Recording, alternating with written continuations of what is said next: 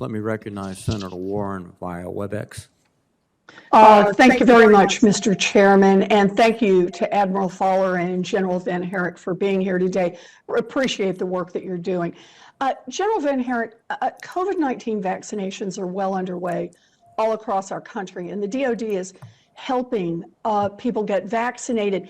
Each day, millions more Americans are receiving hope in the form of these vaccines as we move closer to defeating this pandemic.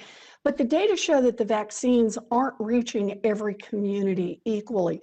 Death rates for Black Americans and Native Americans, Native Alaskans, are nearly twice as high as the death rates in white communities.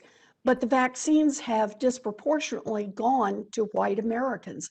Although vaccine demographic data are incomplete at this point, it appears that only about 7% of the 65 million administered doses have gone to Black Americans.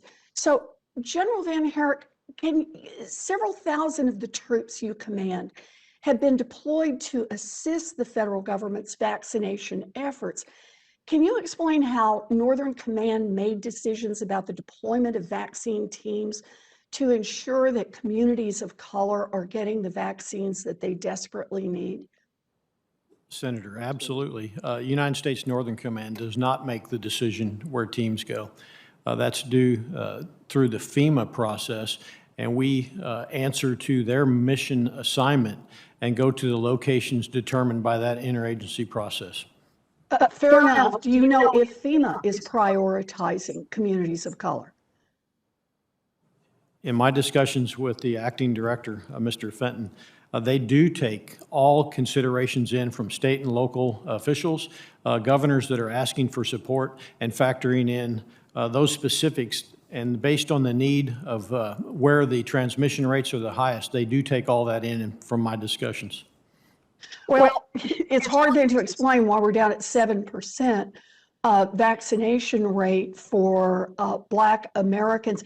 Can I ask you to commit that in future discussions, as you're talking about how to deploy these teams, that you will support making sure that we're making adequate vaccination efforts in communities of color? Senator, I commit to you that I'm agnostic with regards to where we provide support, and I'll work closely with the FEMA team to make sure we do that. Well, I'd like to hear that you're not agnostic, but that you're really committed to helping in the communities of color that are being hit hardest and where we're seeing the highest death rates. You know, I'm also concerned. I'm sorry, go ahead. I apologize. I am fully committed. I thought I said that the second part. Okay. Absolutely. I hope so. I'm also concerned about reports of Russian misinformation campaigns against the vaccine that are aimed at reducing the number of Americans willing to get vaccinated. Can you just say a word about what strategies is Northern Command using to combat this misinformation? Senator, it's an information and education campaign, primarily within our own forces. I'm happy to report to you that we have approximately 85% acceptance rate within the command. In my discussions with the Secretary of Defense and within the interagency, we've talked and shared the lessons learned about how to educate and also exploit or expose the disinformation. So I think that's crucial to combine both the education aspect and exposing the disinformation. Oh, thank you.